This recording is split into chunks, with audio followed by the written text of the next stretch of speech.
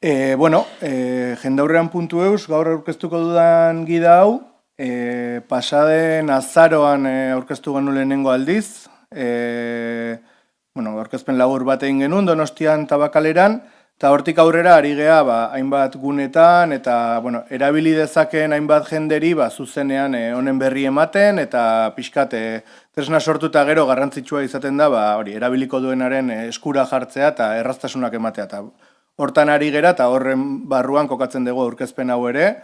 Seguruen azkenetakoa izango da, uste dut ekainan badigula beste bat, baina hortan gabiltza eta hortara etorri gera gaur ere. Online aurkezpen bat egin genuen ere, gure arazo tekniko guztiekin eta abar, baina badaukagu ere 10 minutuko aurkezpen labur bat grabatuta, beharko bazenute, interesa bazenute pasatzeko moduan, eta hola lankidei zabaltzeko eta balioko luke. Eta orokorrean, ikusten ari gera, harrera oso ona izaten ari dela, aurkezten ari gean gida hau. Horrek esan nahi du beharra nabarmena dela, askotan erakunde baten komunikazioan gabiltzanean, hizkuntzak nola erabilita nola kudeatu, egunerokotasunean zalantzak izaten ditugu, eta hortan orientatzen laguntzen dizkiguten tresnak ondo etortzen zaizkigula beti. Kontatuko dizuet pixkat nundi datorren gida, nola sortu dugun, gero gidaren ezaugarriak, eta bukaran nahiko nuke zuekin hitz egin edo zuek galderak botatzea honen inguruan dituzuen zalantzekin, eta ez dakit argituko ditudan ez da. Jendaurrean.eus gida, jendaurrean erabili proiektuaren emaitza nagusia da. Jendaurrean erabili proiektua 2015-etik 2024 artean garatu da, 9 urteko ibilbidea egin du, hori, soziolinguistika klusterrean egiten ditugun proiektuetan da, luzenetako bat, edo luzetako bat. Eta 2015ean hau sortu genuen soziolinguistika klusterrak eta Euskal Herriko Unibertsitateak elkarlanean. Hor, ikerketa talde bat egon da, honen gidari, sortzaile gidari, pentsalari bezala funtzionatu duena, eta hor nastuta ibili gera klusterreko ikerlariak eta EHUko ikerlariak. Bitartean, besle bezala, Eusko Jaurlaritza eta Gipuzkoako Foru Aldundia izan ditugu, eta pixkat marko hortan garatu da proiektua. Baino, erakunde hauek baino gehiago, hauek dira protagonista izan direnak jendaurrean erabili proiektuan. Praktika komunitate bat izan da proiektu honen ardatza. Erakunde horietako komunikazio arduradunak eta euskara arduradunak eta denetariko profileko jendea egonda iraunkorki biltzen eta iraunkorki harremanean elkarrengandik ikasteko helburuarekin edo. Hori da pixkate praktika komunitatearen definizioa edo puntu nagusia, ez? Dia erakunde oso desberdinak, oso tamaina desberdinekoak, arlo desberdinetan lan egiten dutenak, eta, desberdintasunak agerikoak dituztenak, baino, bere erakunde komunikazioan euskarari ahalik eta toki handiena egitea, partekatzen dute, helburu bezala. Orduan, partekatzen duten helburu horren bueltan elkartzen dira, eta elkarrengandik ikasten dute, ez inorrek inori lezioak emanez, baizik, bakoitzak kontatzen zer egiten duen, ze zalantza dituen, ze arazo dituen, nola ematen dien irten bidea, zer funtzionatzen dion, zer ez dion funtzionatzen.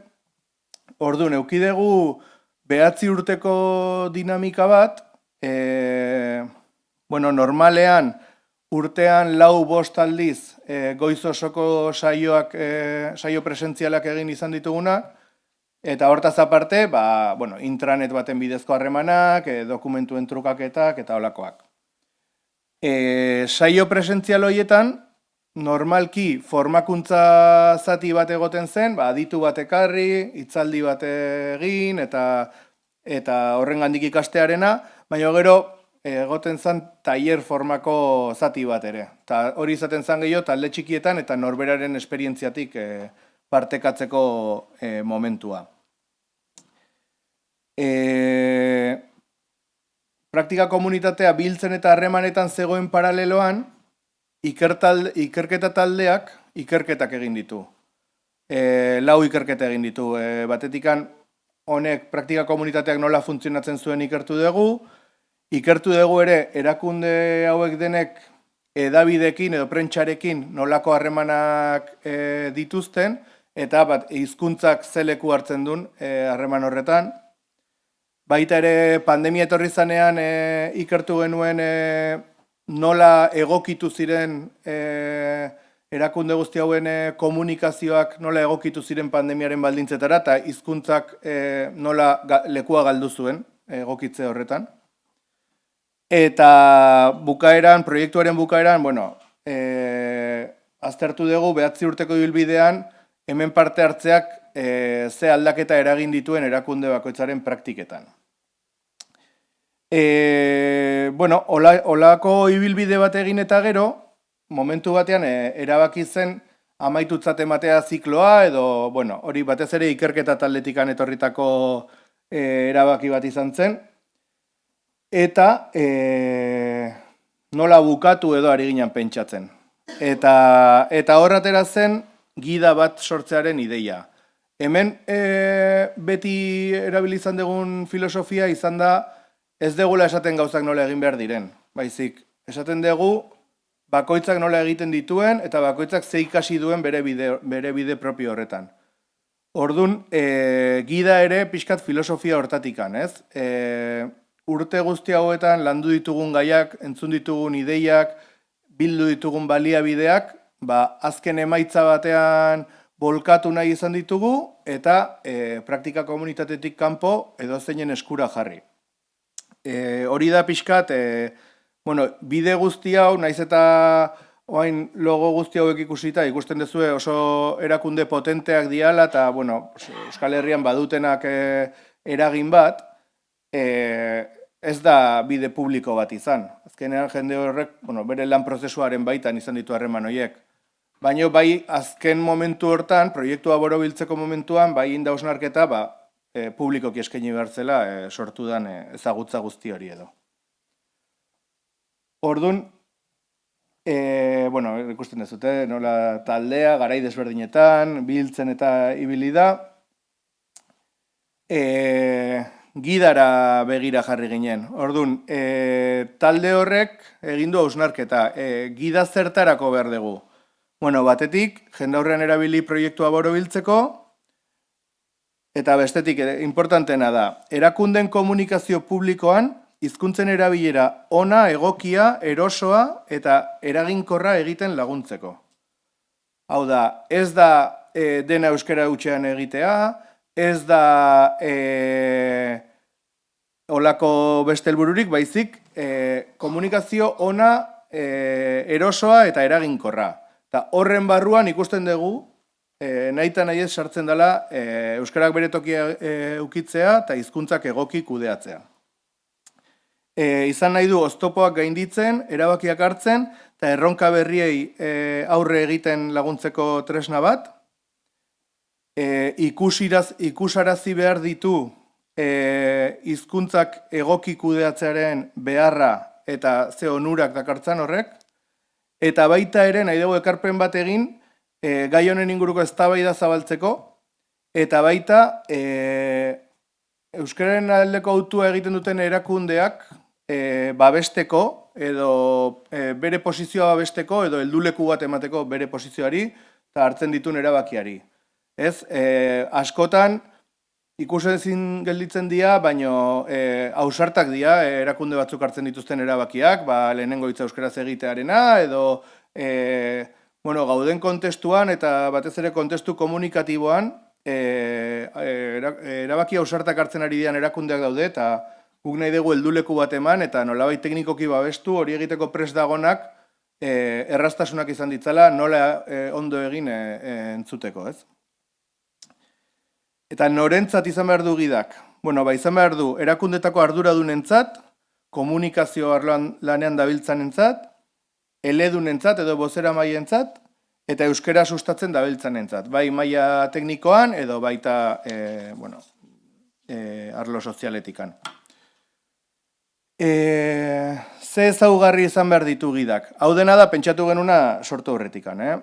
Bueno, digitalean eskaini behar genula garbi genuen, interneten modu irekian eta doainik, inprimitzeko aukeraren bat ematea ere baloratu zen, jende askok hola lan egitea gustatzen zaiolako, eta papera ondoan, ni ere paperakin etorri naiz. Egokigarritasuna bermatu behar da, hau da, erakunde guztiak ez daude abia puntu berean, eta gidak eskaini behar dio orientazioa oso hasiera mailako momentu batean dagoenari, edo oso praktika aurreratuak dituenari ere. Hizkera akademiko egia saiestu behar da, eta lehendik sortuta duen materialak kontuan hartu behar dira. Eta ze eduki izan behar ditu gidak? Bueno, izan behar ditu baliabideak, izan behar ditu tresnak, eta izan behar ditu erreferentziak nagusiki. Eta hor, garrantzi berezia eman diegu praktika onak biltzeari. Hau da, gauzak ondo egiten dituzten erakundeen praktikak ikusgai egoteari. Hau da webgunearen azala, baina erako naiz eta webgunean bertan sartuko gera, eta igual hori navegatzen ikusiko dugu.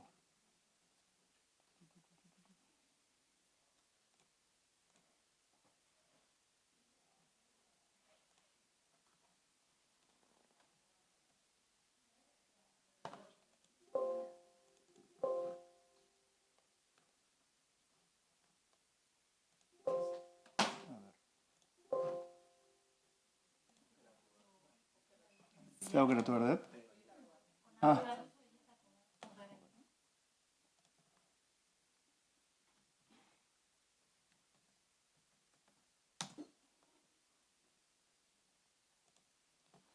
Bueno, webgune hau sortzeko proiektuan azken fasean ibili gera soziolinguistika klusterra, emun eta eluiar.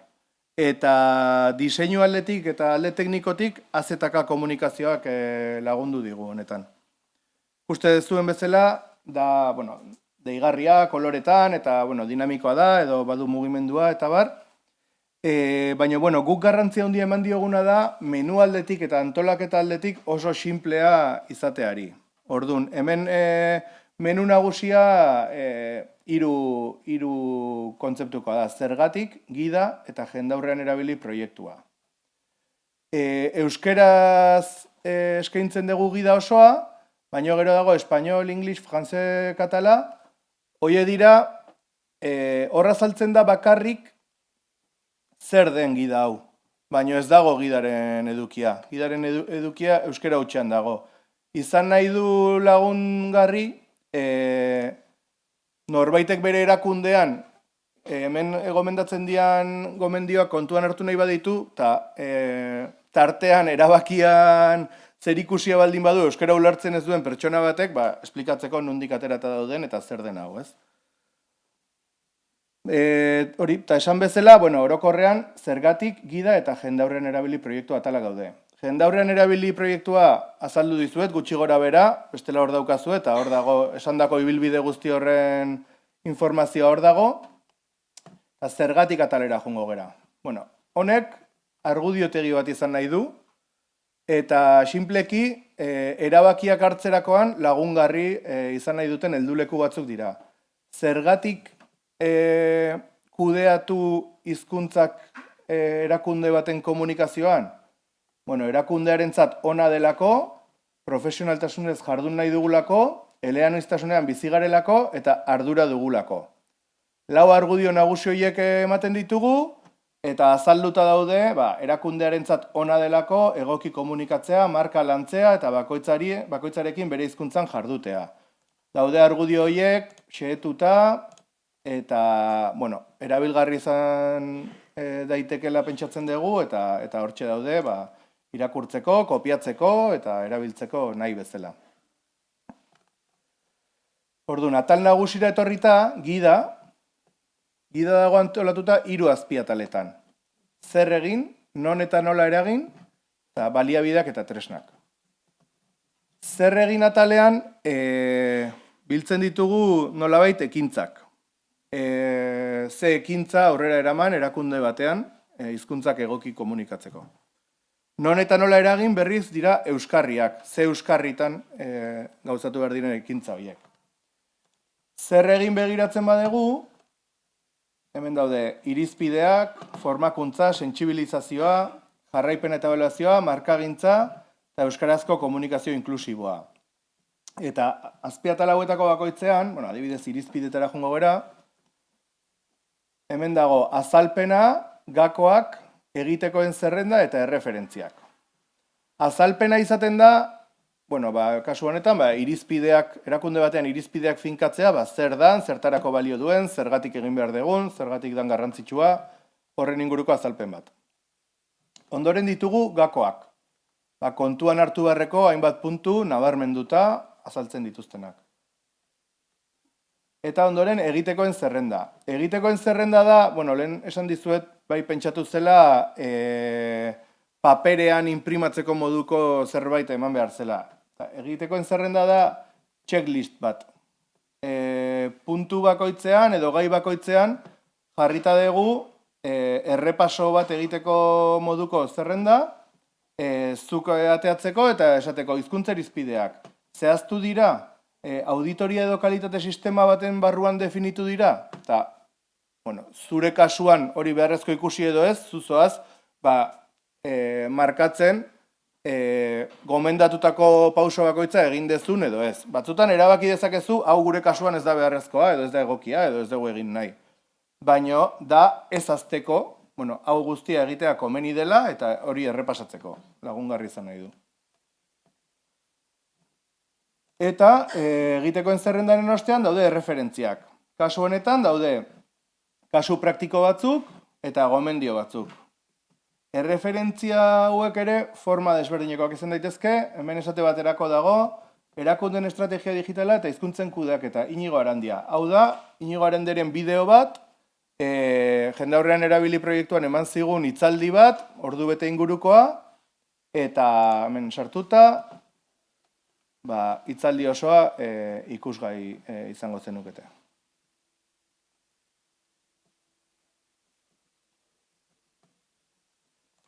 Eta kargatzen.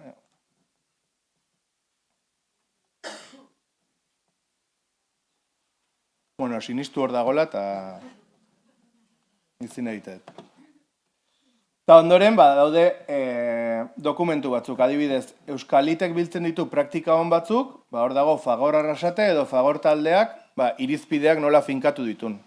Eta hor ikusi dezakezu, eta zuk antzeko enpresa batean edo antzeko egoera batean bazaude, inspirazio bezala balioko lukete.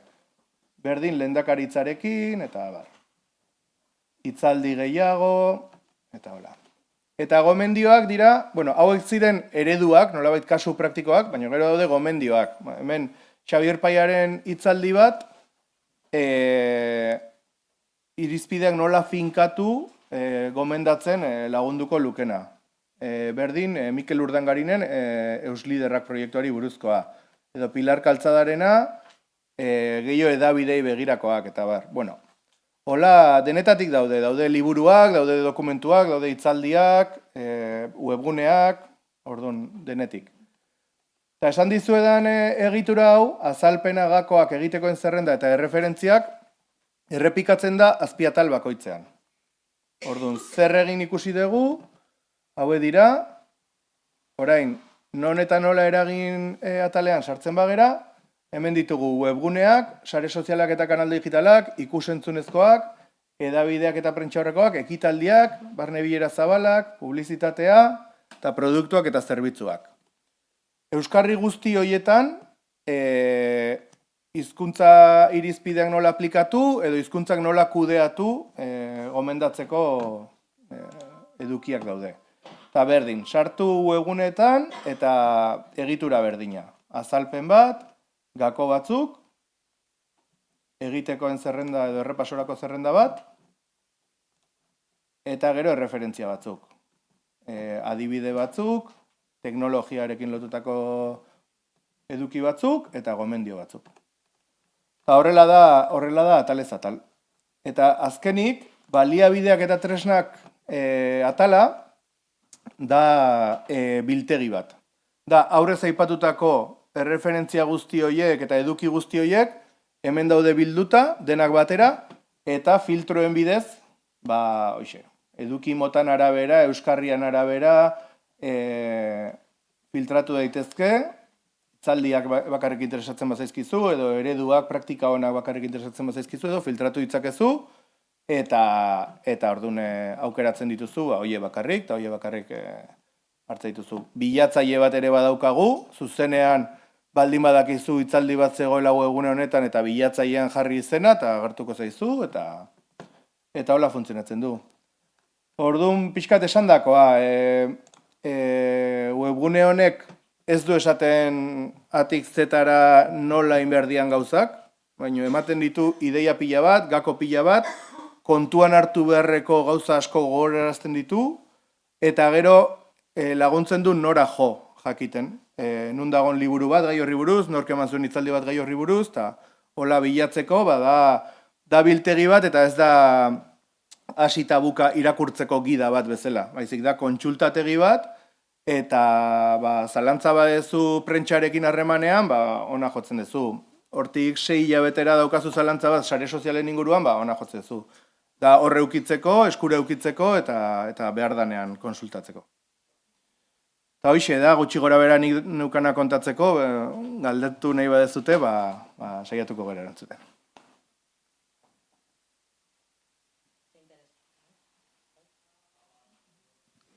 Oso interesanti hasier, batez be gauza praktikuak, ez da, batzutan ibiltzen gara asko irakurtzen, hausnartzen, eta hori ere egin behar da, baina, alderdi praktikoa eta momentuan dakasun behar horri erantzuteko moduko gidalerro batzuk eskura izatea garrantzitsua da.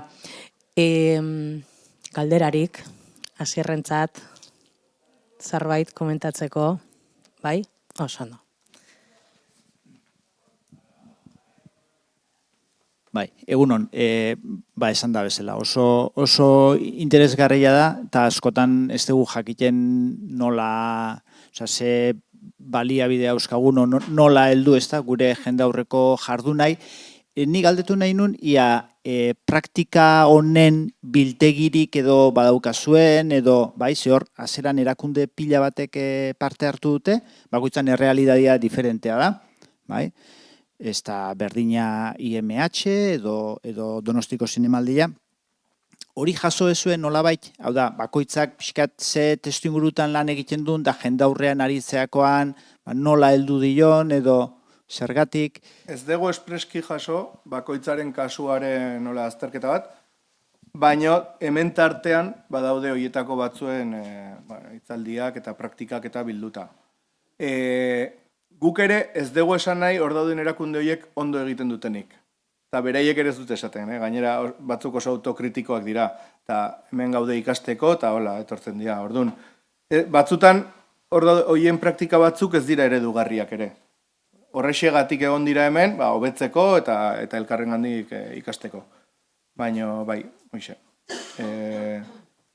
Batzunak, daude ziurre, hitzaldi osoak eta bar. Eta igual, ere batzuk, bakoitza ere espezialista da edo bereziki arduratzen da arlo batzuetaz, ez? Hor badaude erakundeak prentsakin ez dutena ia harremanik, eta beste batzuk egunero daude prentsakin. Edo batzuk nazioartean dabiltzanak, eta orduan 6 hizkuntzak kudeatzen nahi dira, eta beste batzuk ia den euskeraz eta noizean behin gazteleraz.